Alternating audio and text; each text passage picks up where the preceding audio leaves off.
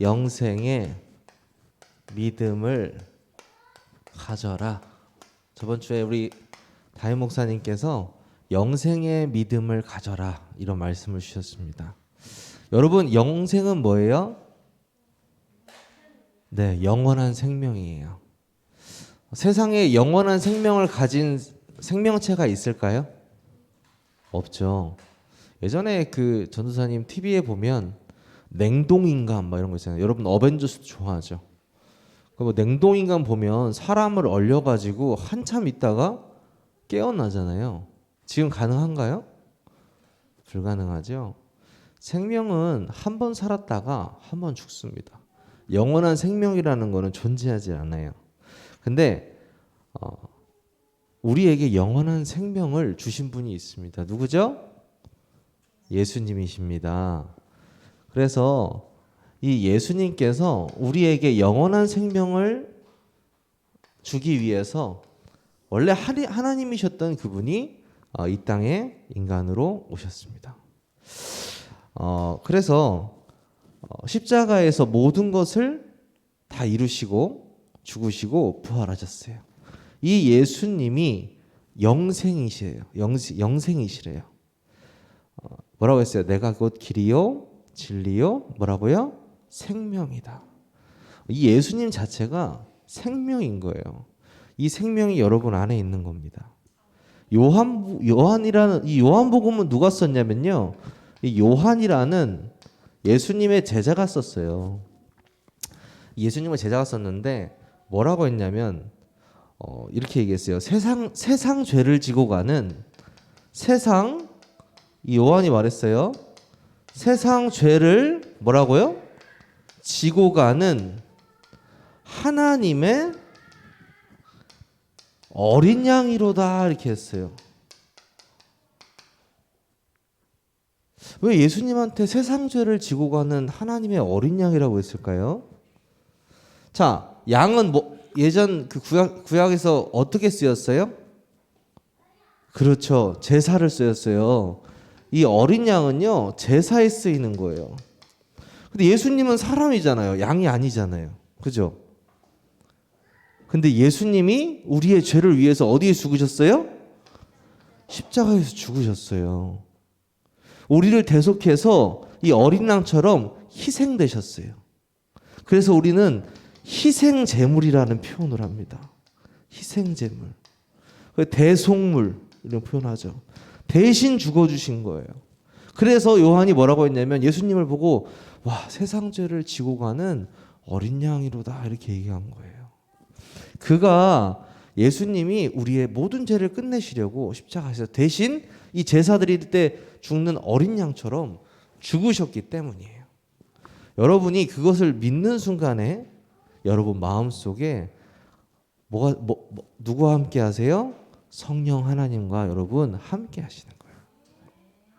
자, 오늘 첫 번째 말씀이 뭐였냐면 복음은 이게 복음이잖아요. 예수 그리스도께서 십자가에 죽으시고 부활하심을 우리가 믿는 것. 이 복음이 모든 문제를 해결했다 이렇게 말씀하셨고요. 첫 번째 말씀이. 그리고요, 두 번째가 복음을 안 믿는 자의 저주 이렇게 말씀하셨어요. 복음을 안 믿는 자의 저주에 대해서 말씀하셨습니다. 자, 여러분 이거 아세요? 이거 들어본 사람, 인본주의 들어본 사람. 들어봤어요? 안 들어봤어요? 오늘 들어봤네요. 오늘 지금 들어봤네요. 지금 들어봤어요. 자, 인본주의가 뭐냐면요, 아주 간단해요. 말이 좀 어려운 것 같은데 되게 쉬워요.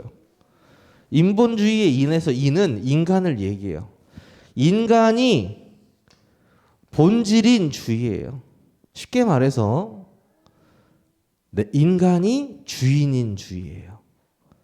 내 인생의 주인이 누구예요? 인간인 사람들. 내 인생의 주인이 인간인 사람들을 뭐라고 하냐면 인본주의의 사람들이다 이렇게 얘기를 해요. 인본주의의 사람들. 자신의 인생의 주인이 인본주의, 그러니까 인간 중심적인 사람들은요, 자기 중심적인 사람들은요, 하나님 믿어요, 안 믿어요? 안 믿게 돼 있어요. 못 믿어요. 그러니까 믿어지는 게 굉장히 감사한 거예요. 그러면 이 인본주의가 나쁜 거예요, 좋은 거예요? 아니에요. 좋은 거예요. 왜 인간이 그러면 뭐 동물 중심으로 살아야 돼요?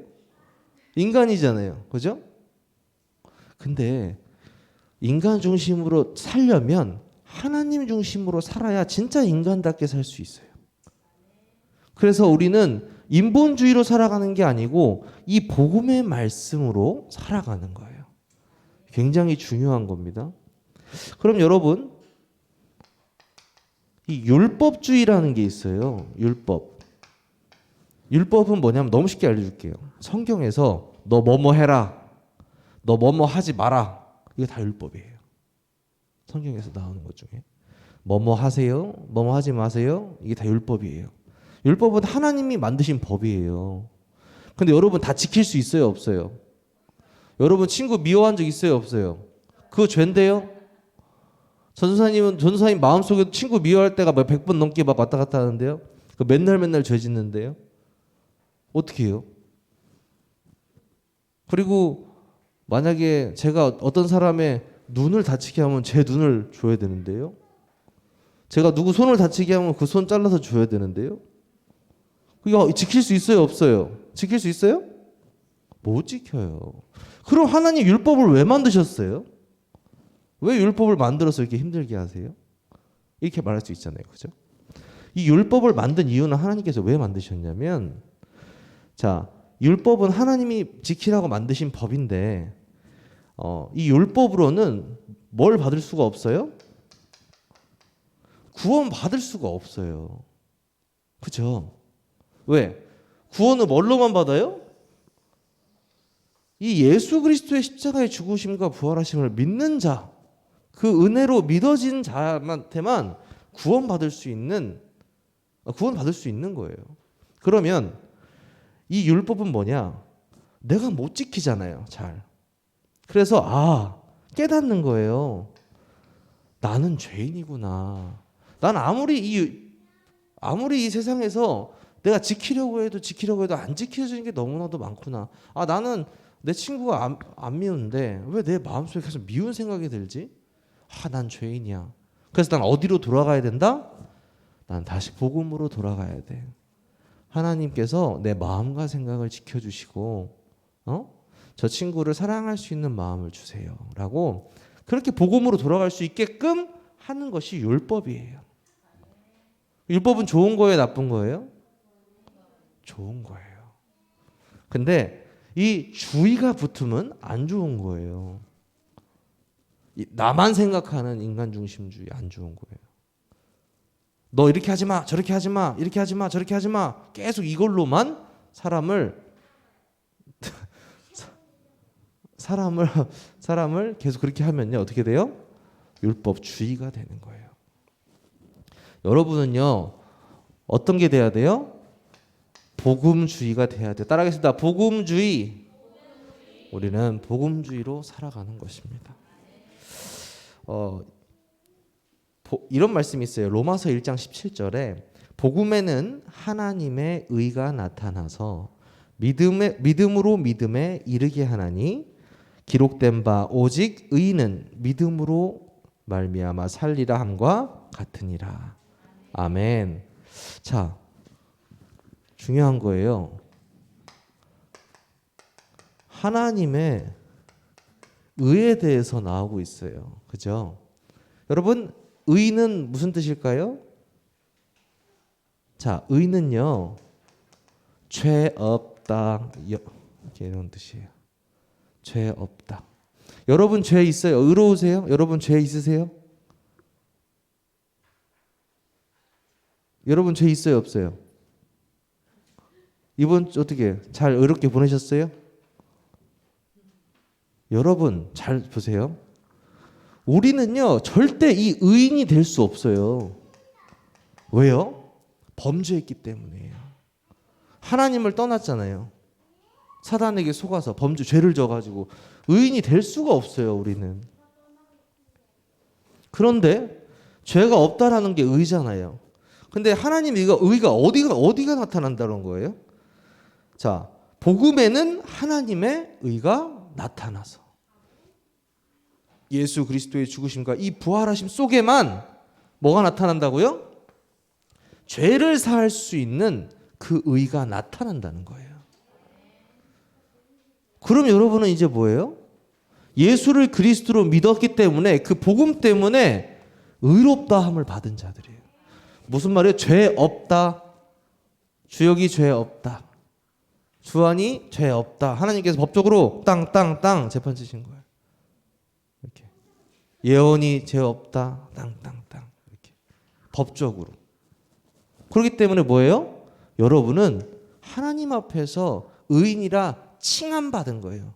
그리고 뭐라고 하냐면 칭의라고 해요. 칭의. 마틴 루터라는 어떤 그 분이 계셨는데 그분이 종교개혁을 이루셨어요. 그분이 아까 그 말씀을 통해서 사람들이 맨날 와서 고해성사하는 거예요. 천주교처럼 와서 난 이 죄도 졌고 저도 졌고 어떻게 신부님 어떻게 해요? 저 이렇게 해도 되고 저렇게 맨날 저 죄 좀 어떻게 좀 이 귀가 너무 아픈 거예요. 이 마틴 루터 목사님이 너무 스트레스 받는 거예요. 하도 와서 얘기를 하니까. 성경을 찾아봤는데 뭐라고 그래요? 아니 그 의에 대해서 죄에 대해서 계속 생각하고 있는데 성경에 보니까 뭐라고 해요? 복음에는 뭐가 나타난다고요? 하나님의 의가 나타난다는 거예요. 우리는 믿음으로 하나님께 갈 수 있는 사람들이구나. 믿음으로만 구원받을 수 있구나. 이렇게 해서 종교개혁이 시작된 것입니다. 이거 알고 있었어요? 알고 있었습니까? 네, 좋습니다. 그래서 영생의 믿음을 갖는다는 의미는 마지막으로 뭐냐면 이 복음의 내용을 내가 갖고 그 복음의 내용이 성령의 내주로 나와 함께 하시는 그 의롭다 칭함받은 그 사람이 영생의 믿음을 가진 자라는 것입니다. 여러분이요, 그렇습니다. 괜찮아요. 졸릴 수 있어요. 하지만 여러분의 마음속에 성령이 함께 하시고 영원한 생명이 여러분 안에 있다라는 사실입니다. 그거는 변하지 않아요. 여러분이 그 마음을 꼭 간직하고 또 한 주간 살아가시길 바랍니다. 기도하겠습니다. 눈 감고 하나님 감사합니다. 하나님의 절대적인 의인 복음을 우리에게 주시니 감사를 드립니다. 우리 렘넌트들이 정말 현장에서 이 복음의 말씀을 깊게 묵상하고 깊게 누리고 이 언약의 말씀을 우리 친구들에게 전달하는 전도자로 설 수 있도록 우리 어렸을 때부터 하나님을 찬양했던 다윗처럼 기도와 찬양이 넘쳐나는 한 주간 될 수 있도록 하나님께서 인도하여 주시옵소서. 예수 그리스도의 이름으로 감사하며 기도합니다. 아멘.